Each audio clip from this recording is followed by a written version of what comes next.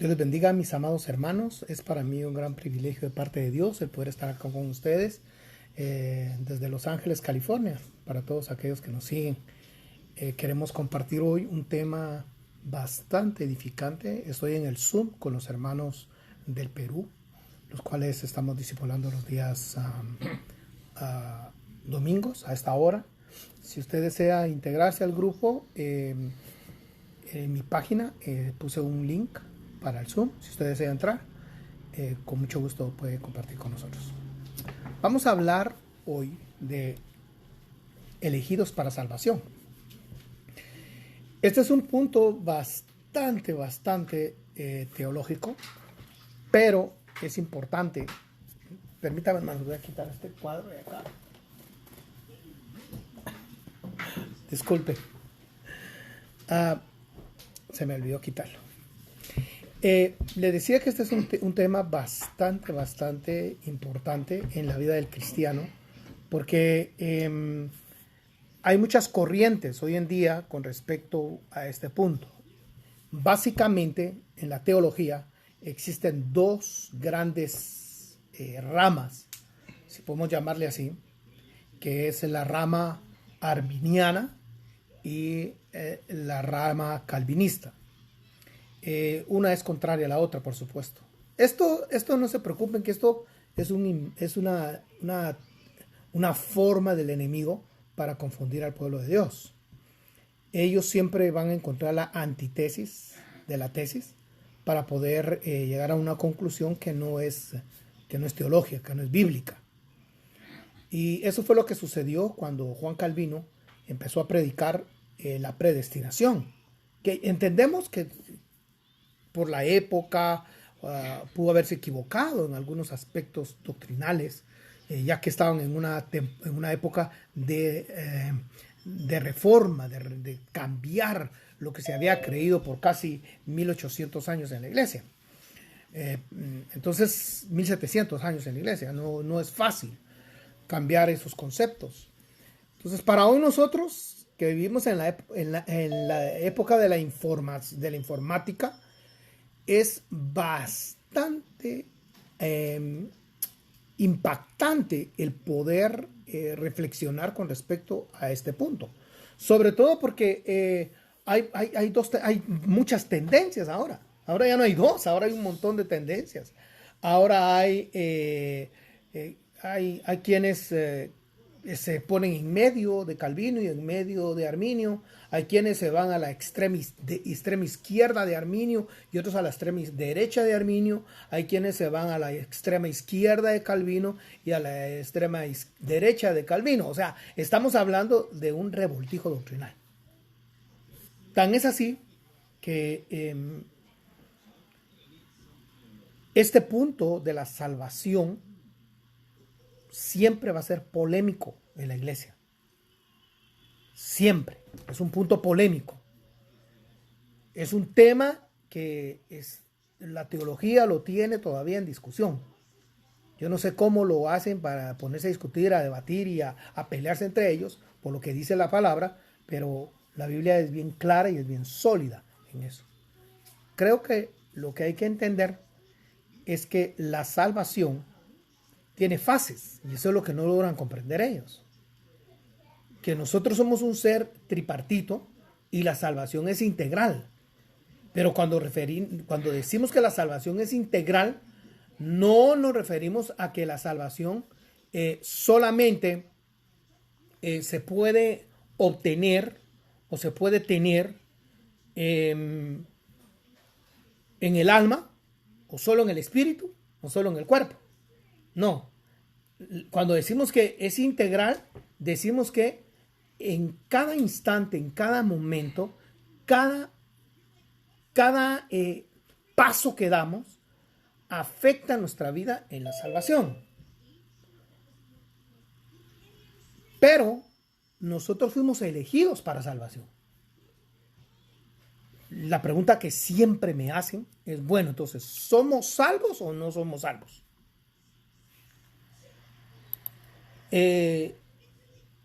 ¿Perdemos la salvación o no la perdemos? Son las preguntas. Entonces hoy vamos a tratar la manera de disipar esas preguntas, de quitarlas, de desatar ese nudo. Y vamos a leer entonces, para los que están en Zoom, puse un screen donde tengo Marcos 16:16. Aquí comienza la gran polémica. Y la gran polémica es, dicen, bueno, pero es que ese versículo no aparece en los originales.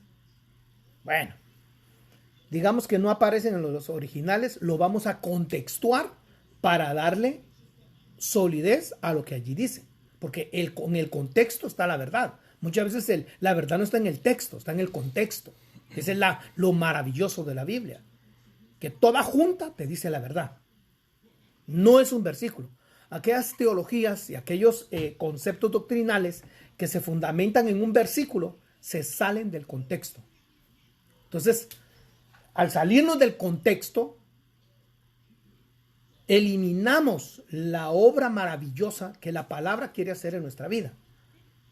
Por eso es de que cuando yo enseño bibliología, lo primero que digo en ese famoso arte de interpretar, porque tenemos un arte de interpretar las escrituras, que es la hermenéutica. Cuando interpretamos la palabra de Dios, el principio esencial de la interpretación bíblica es: nunca interpretes la Biblia con un versículo. Interpreta un versículo con toda la Biblia. Ese es el fundamento de la doctrina de Jesucristo. Ahora, otro punto esencial de la interpretación, estoy hablando de esto porque nos va a servir para entender lo que es la salvación. Creemos para salvación. La doctrina del Evangelio de Jesucristo fue revelada al apóstol Pablo. Eso lo dice Gálatas capítulo número 1, versículo 11, si mal no me equivoco. Usted puede leer el capítulo 1 y lo va a encontrar. Ahí dice que a Pablo le revelaron el Evangelio de Jesucristo. No el Evangelio de Jesús, no el Evangelio de Cristo, el Evangelio de Jesucristo. El Evangelio de la salvación para llegar al gobierno de Dios en nuestra vida. Más adelante voy a explicar todos esos detalles. Pero entendamos entonces dos principios básicos de interpretación. El primero es que no interpretes la Biblia con un versículo. No digas la Biblia dice y citas un versículo. No tienes que decir todo el contexto bíblico que es confirmado en un versículo. Eso es diferente, es resumido en un versículo. Eso cambia. Y lo otro es que la doctrina que ha de creer la iglesia de Jesucristo es aquella que fue enseñada al apóstol Pablo. O sea, ese es un principio básico, esencial para la iglesia de Cristo. Si no, no es iglesia de Cristo. Podrá ser iglesia de cualquier otra cosa menos de Cristo. Bueno, ya hablamos dos principios básicos.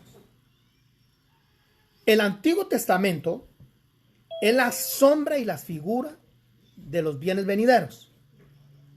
Sombra y figura de los bienes venideros. No la imagen misma de las cosas. No es la imagen misma de las cosas. Es solo sombra. Nosotros encontramos en la Sagrada, en el Antiguo Testamento, muchas sombras de lo que enseña el apóstol Pablo a la iglesia. Ese es otro gran principio de interpretación bíblica. O sea, basado en eso podemos llegar a muchas verdades bíblicas. Entonces, cuando hablamos de Marcos 16:16, en un caso que no esté en los escritos originales, como lo plantea las nuevas teologías, que a partir del versículo 9 ya no aparece en los originales.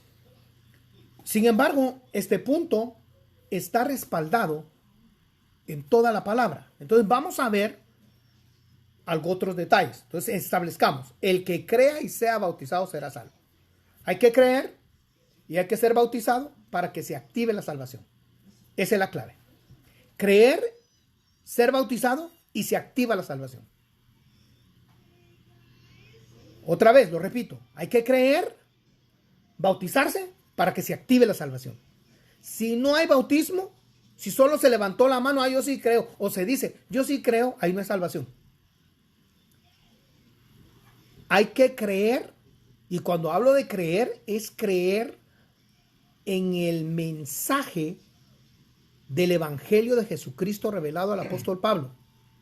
Y ahí enseña que hay que ser bautizado para confirmar que uno se convierte a Jesucristo y entonces se activa la salvación. No hay otra manera de activar la salvación. Levantando la mano no se activa la salvación. Yendo a la iglesia no se activa la salvación. Yendo a un discipulado no se activa la salvación. La salvación se activa a través del bautismo en agua.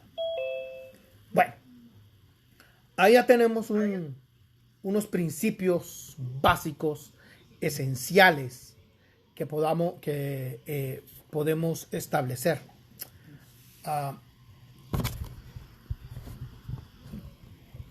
Permítame un segundo.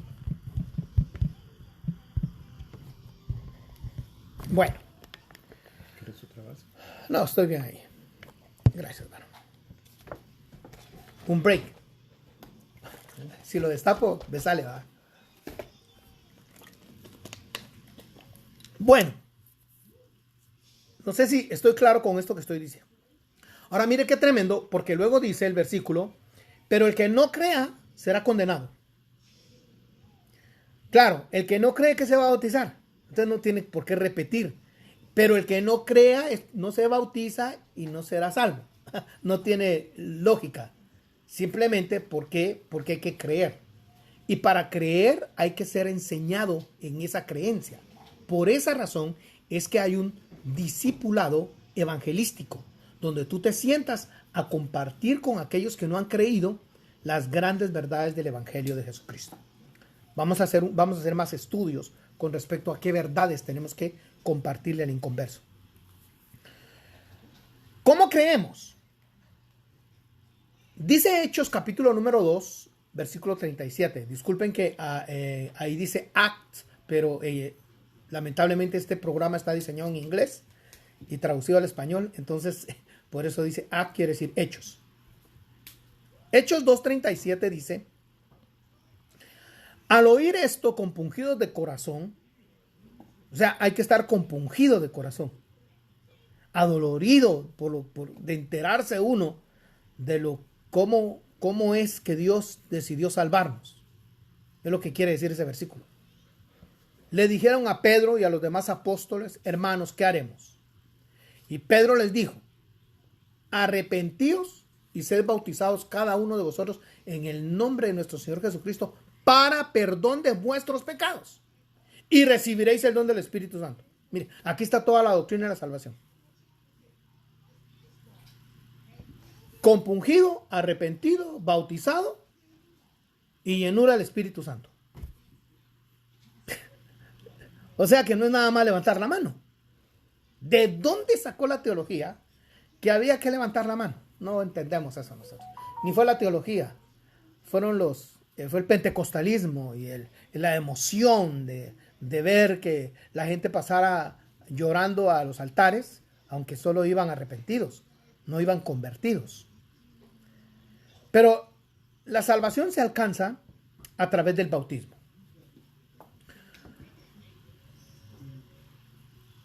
Voy a dar un ejemplo. Vamos a ver ejemplos ahorita. Una serie de ejemplos bíblicos para que usted vea la importancia del proceso de salvación. Cómo se obtiene la salvación y por qué razón es que no se pierde la salvación. Claro, va a perder la salvación aquel que levantó la mano, fue a la iglesia 6 meses, se aburrió de ver a los hermanos tan chismosos que son y se fue al mundo a pecar, ¿verdad? Entonces ese no se salvó. Pero alguien que vive todo esto que vamos a hablar, ese no quiere irse para el mundo, hermano. Mire, y si usted le contara todo lo que yo he visto y todo lo que he vivido en la iglesia, ya no estuviera aquí qué tiempos. Pero estoy aquí porque yo creí para salvación. Y con muchas otras palabras testificaba solamente y los exhortaba diciendo: sed salvos de esta perversa generación. Entonces los que habían recibido su palabra fueron bautizados. Mire qué tremendo. O sea que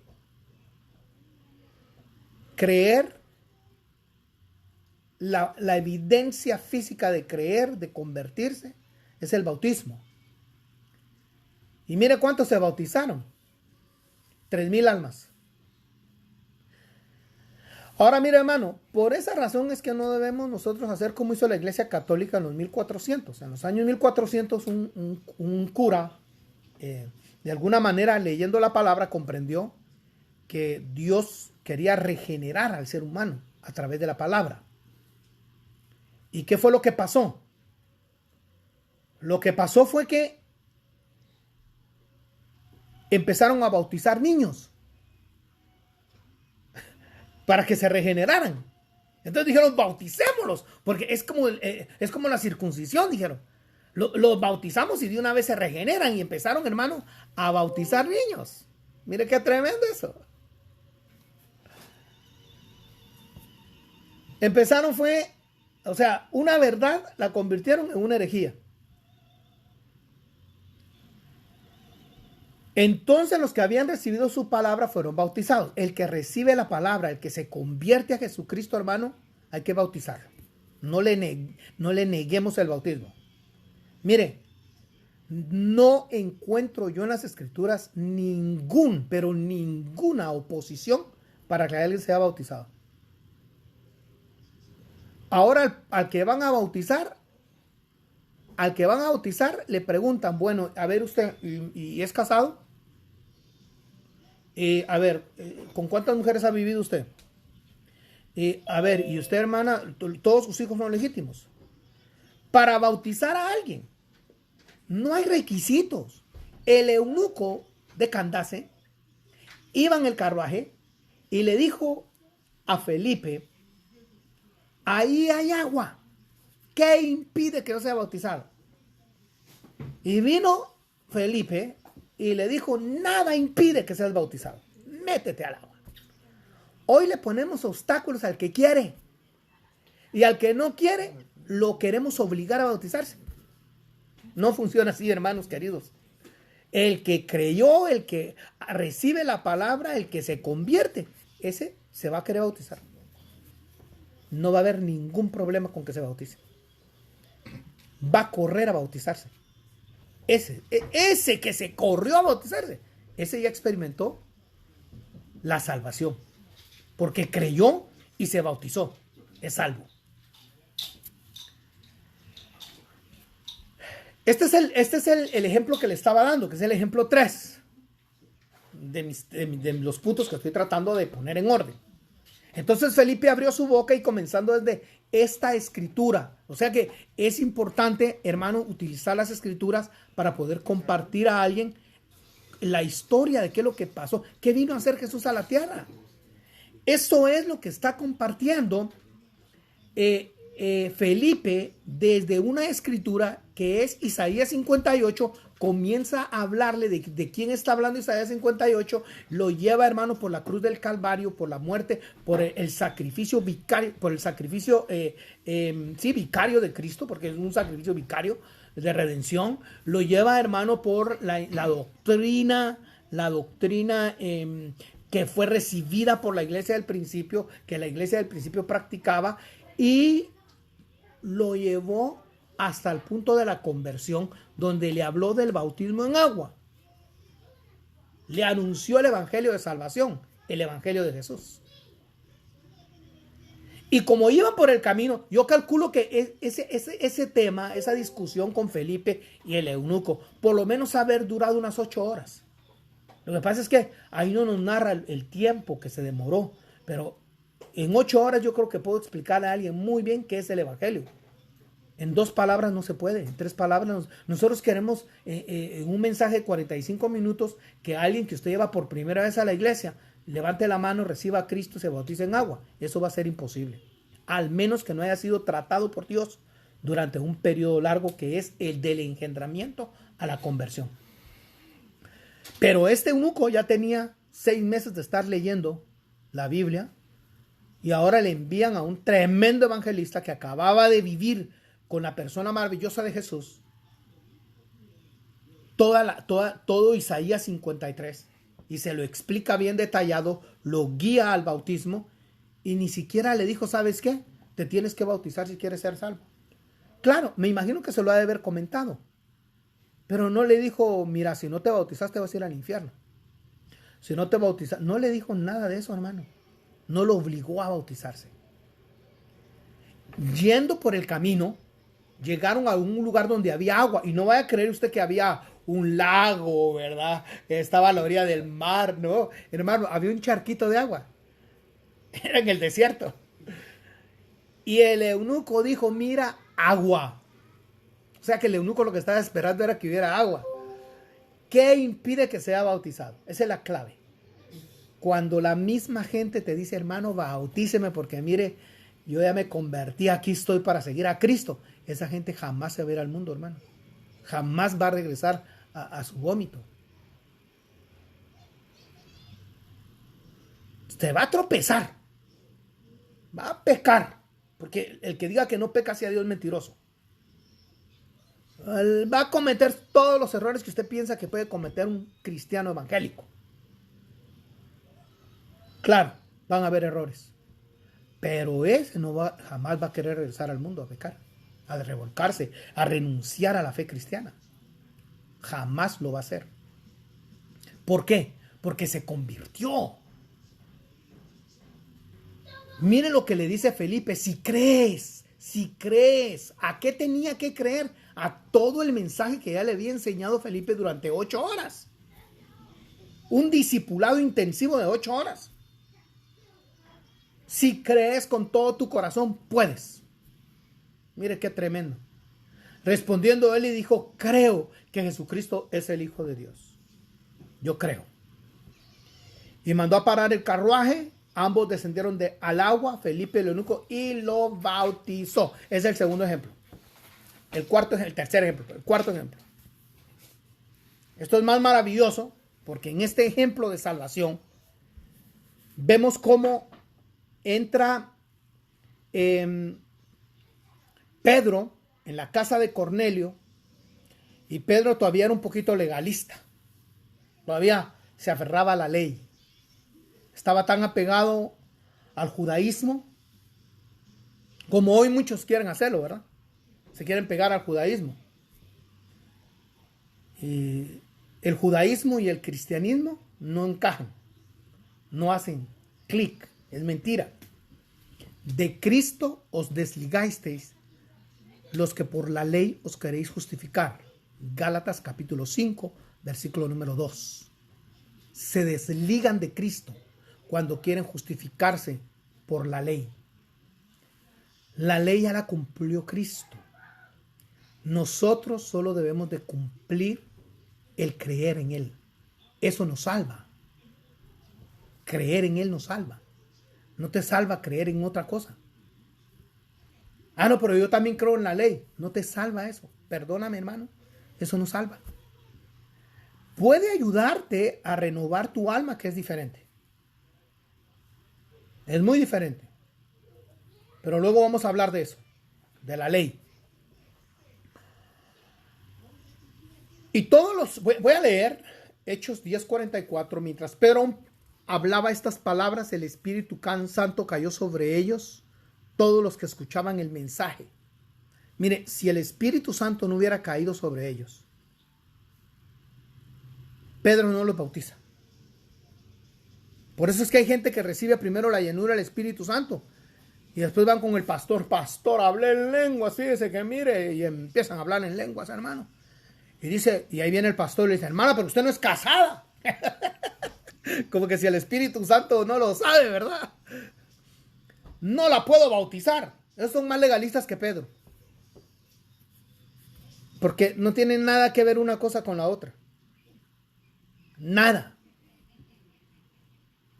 Si tuviera que ver, el Señor no hubiera bautizado a todos estos que estaban ahí, que eran gentiles, y a saber cuántos pecados tenían. Dicen los legalistas, los judaizantes, que Cornelio era un hombre temeroso de Dios. Eso quiere decir que practicaba la ley. Así lo categorizan ellos. Pero ahí estaba toda su casa y eran gentiles. Entonces, yo lo dudo. Lo dudo mucho que sea así. Y todos los creyentes que eran de la circuncisión, los legalistas, que habían venido con Pedro, se quedaron asombrados porque el don del Espíritu Santo había sido derramado también sobre los gentiles. Y mire por qué se enteraron que el Espíritu Santo había caído sobre ellos. Es que no hay otra manera de enterarse uno si el Espíritu Santo cayó sobre alguien. Versículo 46. Pues los oían hablar en lenguas y exaltar a Dios. Ahí está. O sea que el hablar en lenguas es tan importante. Tan importante. No hay otra señal de que eres lleno del Espíritu Santo, es la única. Ah, no, pero yo me derrito de amor. También los filántropos se derriten de amor por la gente. Y son bien perdidos. Versículo 47. ¿Puede acaso alguien negar el agua para que sean bautizados? Estos que han recibido al Espíritu Santo igual que nosotros. Y mandó que fueran bautizados en el nombre de Jesucristo. ¿Por qué? Porque Pedro sabía que esa era el sello de la conversión. Que sin bautismo en agua no se activa la salvación. La salvación se activa con el bautismo en agua. Ahora, algo que a mí me llama muchísimo la atención es que siempre me hacen esta pregunta y de una vez la voy a contestar. De una vez. ¿Y el ladrón en la cruz? El ladrón en la cruz no fue salvo para ser miembro del cuerpo de Cristo. A él el Señor no le ofreció salvación. A él le dijo, de cierto te digo que hoy estarás conmigo en el paraíso. El lugar donde estaban todos los judíos que habían muerto creyendo en el Mesías que habría de venir.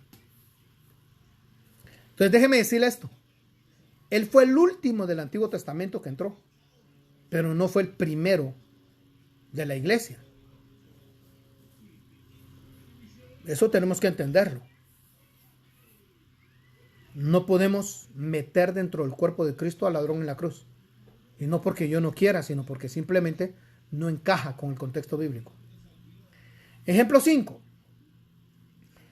Entonces él le pidió, Hechos 16, 29, para los hermanos de Facebook. Entonces él pidió luz y se precipitó dentro de él y temblando se postró ante Pablo y Silas.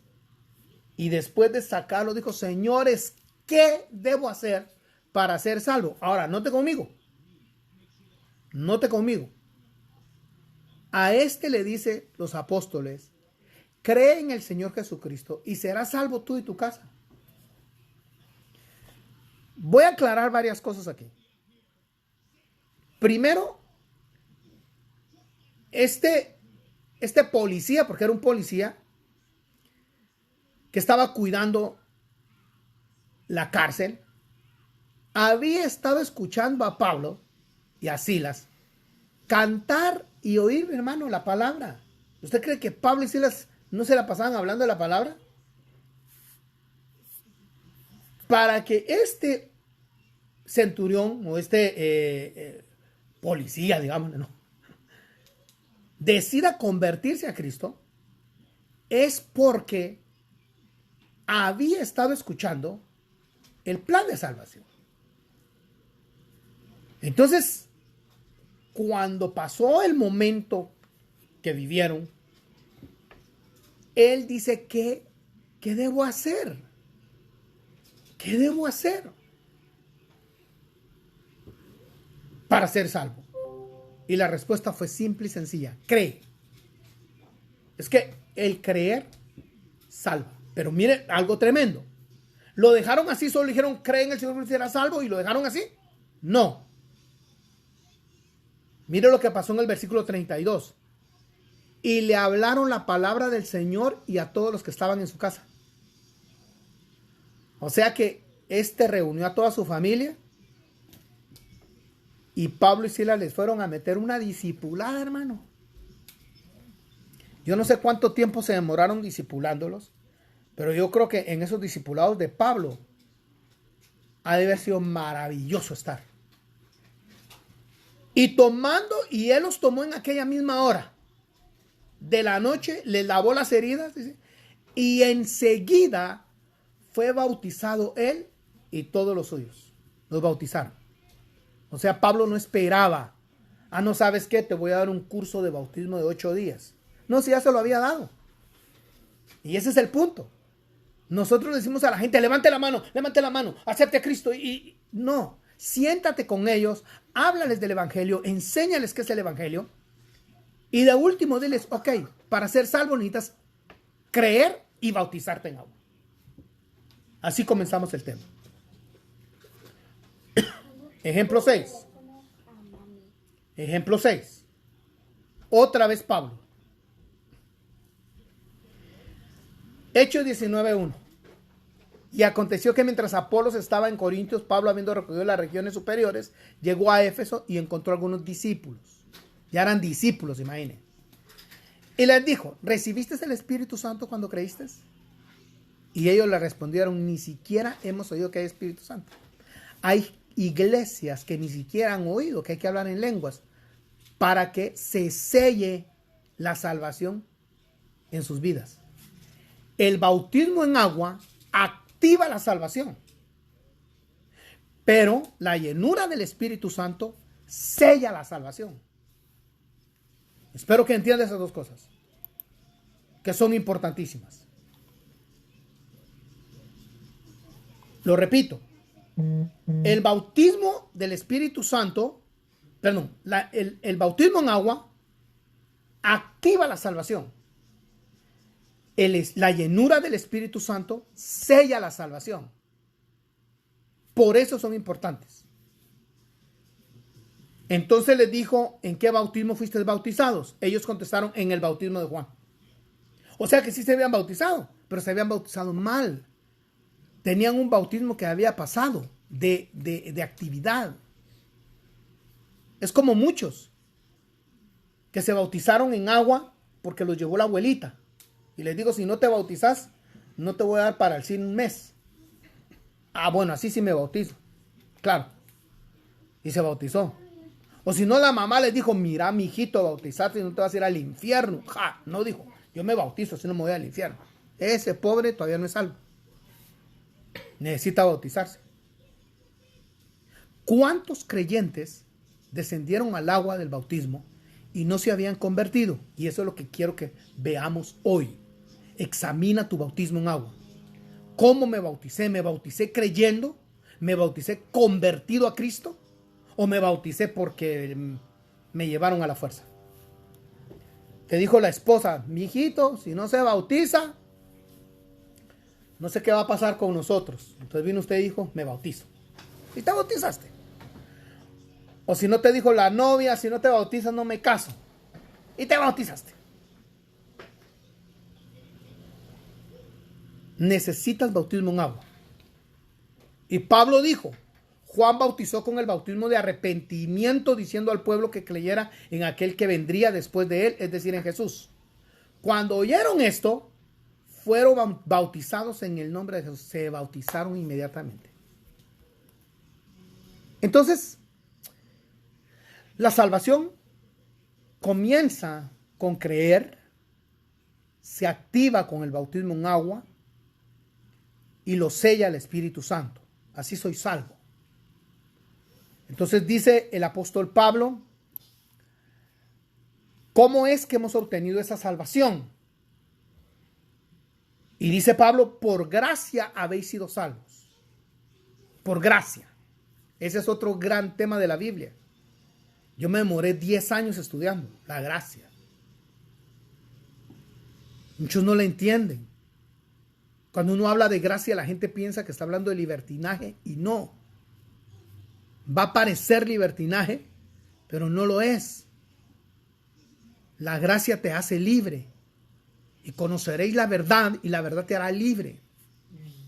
Pero esa misma libertad te somete y te sujeta a la verdad que es Cristo. Entonces dice Efesios 2:8, porque por gracia habéis sido salvos. O sea que no te costó ni un peso. El que te esté vendiendo la salvación te está engañando. El que te esté diciendo, mire, si usted no da sus diezmos se va a perder. Eso es falso. Los diezmos se dan porque uno ama al Señor. Nadie, absolutamente nadie, puede comprar esta salvación tan grande, porque el precio que se pagó es el precio de Dios hecho carne, muriendo en la cruz del Calvario para redimir a su creación. Tenemos que hablar también de eso. Y esto no de vosotros, sino que es un don de Dios, es un regalo.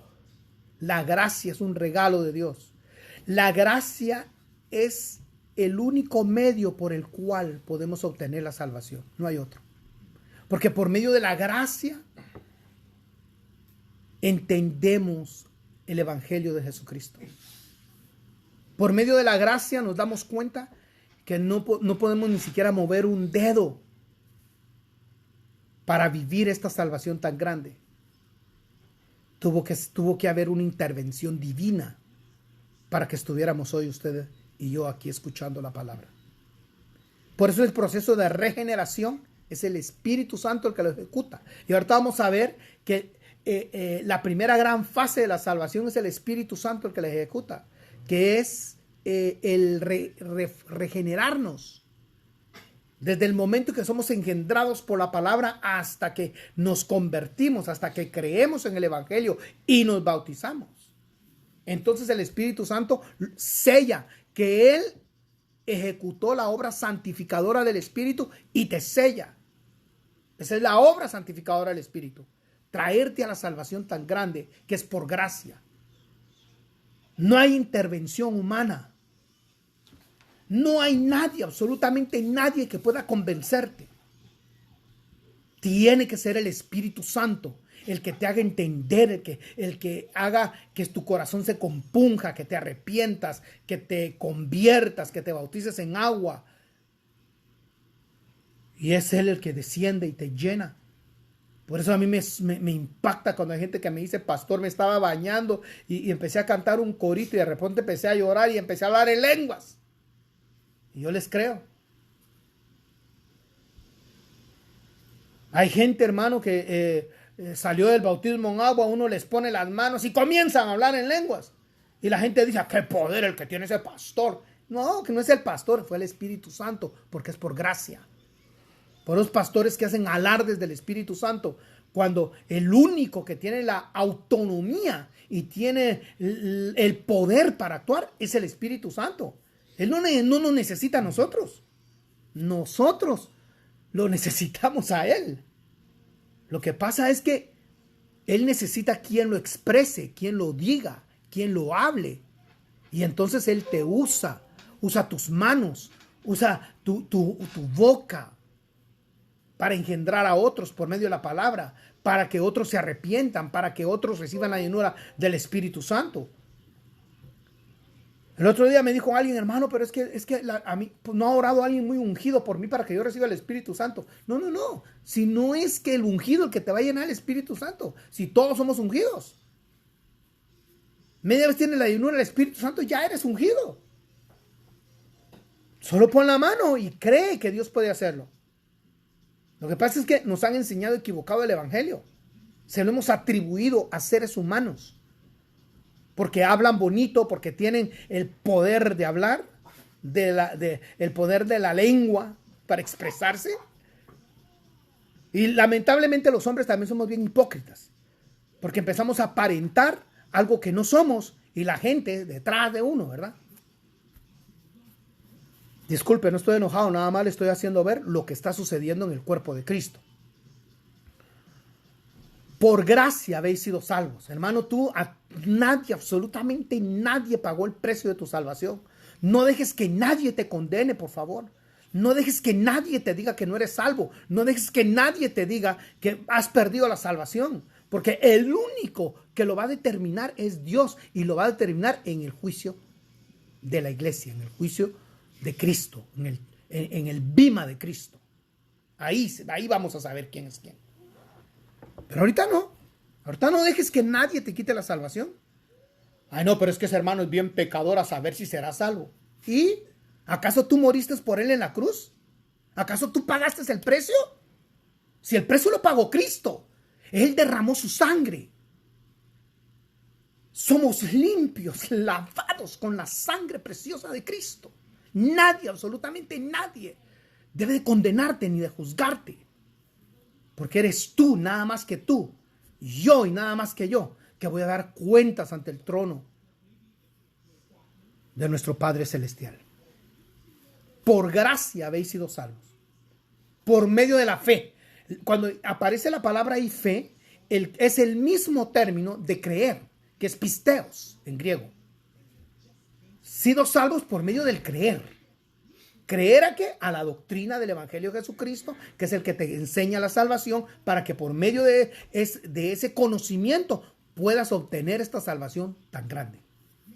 Y esto no de vosotros, o sea, no viene absolutamente de ninguno de los que estamos aquí. Ah, no, es que el hermano me ha tratado muy bien y por eso yo soy salvo. Aunque te trate mal, si te trata mal y el Espíritu Santo quiere que estés aquí, vas a estar aquí en Cristo Jesús. Nadie te va a poder sacar. Ah, no, pero es que muy hipócritas. Uno más no importa. Pero ya eres salvo. No por obras, para que nadie se gloríe. Cuando yo leo estos versículos, hermano, miren, los legalistas se rebotan y se muerden los dientes. Porque no es por obras. No puedes hacer absolutamente nada para ser salvo. Ya Jesús lo hizo todo. El 100% en la cruz del Calvario. Ya no debes nada por el pecado. A eso vino Jesús, a salvarte, a salvarme, a dar su vida por mí y por ti.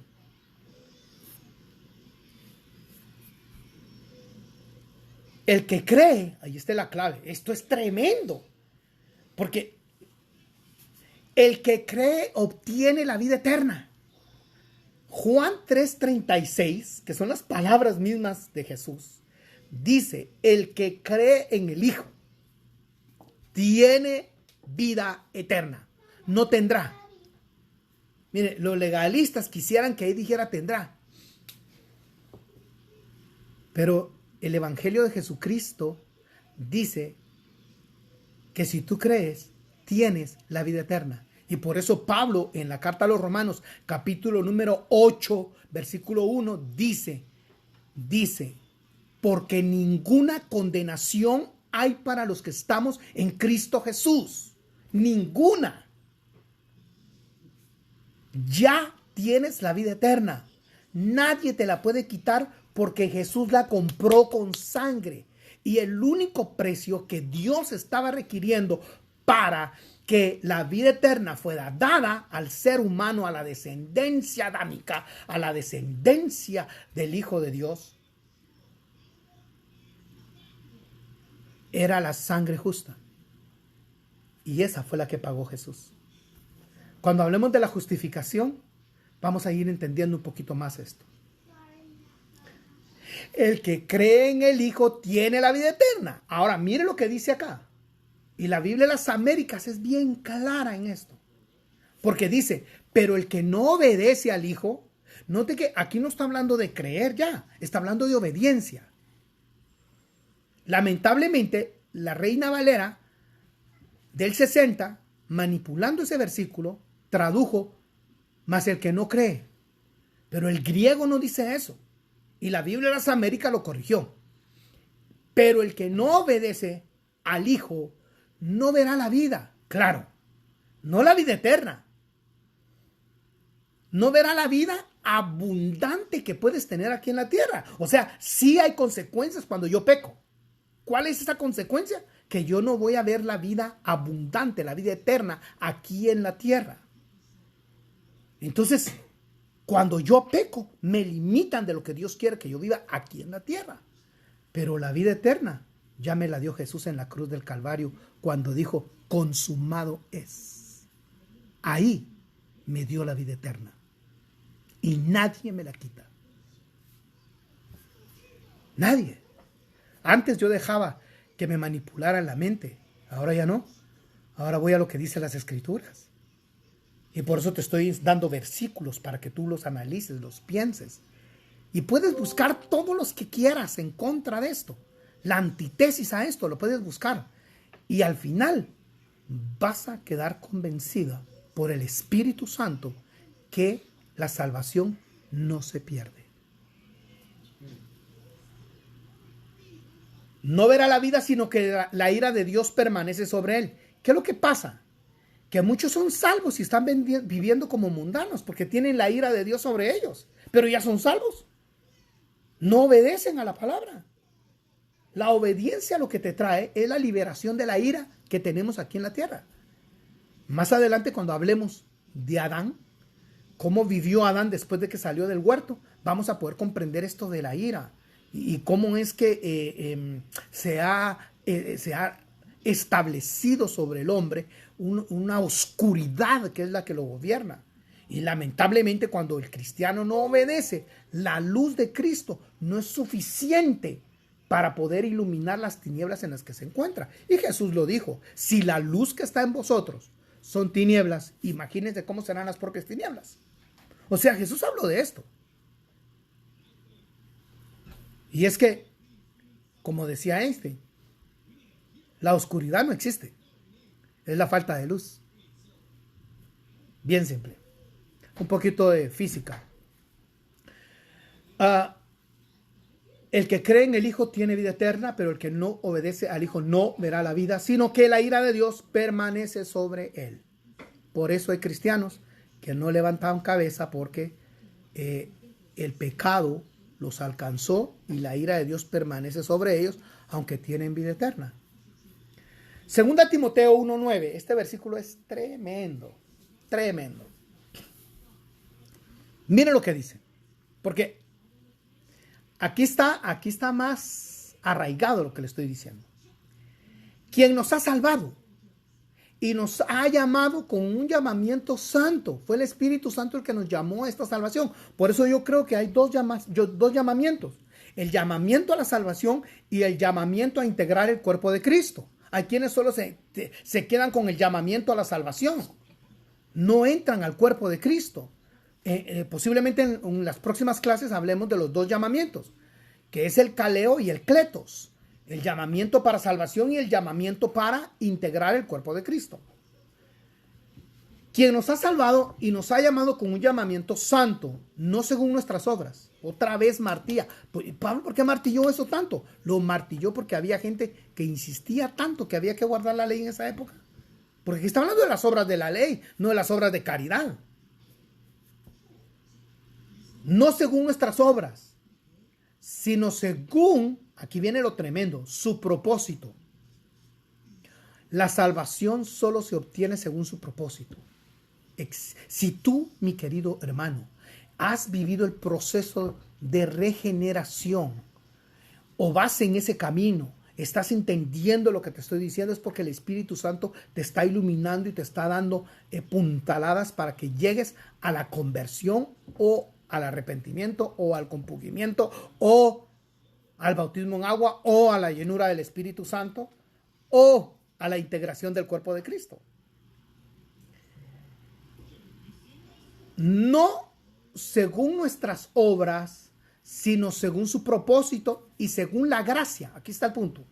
Según la gracia que nos fue dada en Cristo Jesús. Pero mire cuándo nos la dieron. Desde la eternidad. Aquí la cosa se pone seria. Porque entonces la salvación tiene que ver desde la eternidad. No tiene que ver cuando te empezaron a predicar de Cristo. no tiene que ver cuando levantaste la mano, no tiene que ver cuando te bautizaste. Hubo un plan hubo un plan ya preexistente desde la eternidad para que tú fueras salvo, y yo también. Y eso fue lo que Calvino logró ver. Y lamentablemente le llamó predestinación, pero la predestinación es otra cosa. Según la gracia que nos fue dada en Cristo Jesús desde la eternidad. O sea que la gracia nos la dieron desde la eternidad. La ley se la dieron a Moisés. Por eso es que replica Juan y dice, no, dice, si la ley se la dieron fue a Moisés, dice, pero la gracia y la verdad se hicieron realidad por medio de Jesucristo. Aleluya. Qué glorioso eso. Y aquí viene el gran punto que quiero que veamos, porque esta salvación que nos fue dada por la gracia desde la eternidad tenía que manifestarse en nuestra vida en algún momento. Y por eso es de que mi tema se llama Elegidos para Salvación. Segunda Tesalonicenses 2:13 dice, pero nosotros siempre tenemos que dar gracias a Dios por vosotros, hermanos, amados por el Señor. A todos, ¿no? Aquí viene, porque Dios os ha escogido desde el principio para salvación. Y aquí viene la pregunta, ¿qué principio? Si el mismo término que aparece en Juan 1:1 cuando dice en el principio era el verbo y el verbo era Dios y el verbo estaba con Dios, es exactamente la misma expresión utilizada en esta palabra principio. Es la misma que aparece en Génesis 1:1. En el principio creó Dios los cielos y la tierra. Entonces Dios te escogió desde el principio. ¿Qué principio? Desde la eternidad pasada. Lo leímos en segunda de Timoteo 1:9. Ahí lo leímos ahorita. Desde la eternidad. Te dio la gracia para que llegaras a esta salvación tan grande. Entonces Dios ya sabe quiénes van a ser salvos y quiénes no. Pues sí, ya. ¿Y? ¿Hay algún problema por eso? Entonces me puedo perder. Pues si quieres no eres salvo. Piérdete. Pero Dios no quiere que nadie se pierda, sino que todos procedan al arrepentimiento. Dios os ha escogido desde el principio para salvación mediante la santificación por el Espíritu. Ese es la regeneración. La santificación por el Espíritu es la regeneración. Y la fe en la verdad, esa es la renovación. Aleluya. Ahí está todo. Por eso le decía que explicar un versículo no es la esencia de la doctrina bíblica, sino explicar con toda la Biblia cada versículo. Espero que esta enseñanza haya sido de mucha bendición para su vida. Y si su pregunta es, hermano Ovando, Pastor David, como quiera llamarme, ¿yo soy salvo? La respuesta es, si crees en el Señor Jesucristo y te bautizaste, deja que el Espíritu Santo te selle con la señal de hablar en nuevas lenguas y ahí te vas a dar cuenta si eres salvo o no. Si para eso te vas a demorar toda tu vida, vale la pena, porque estamos hablando de la vida eterna. Que Dios te bendiga y espero que me sigas, des un like, me sigas, compartas con otros este tema a través de Facebook.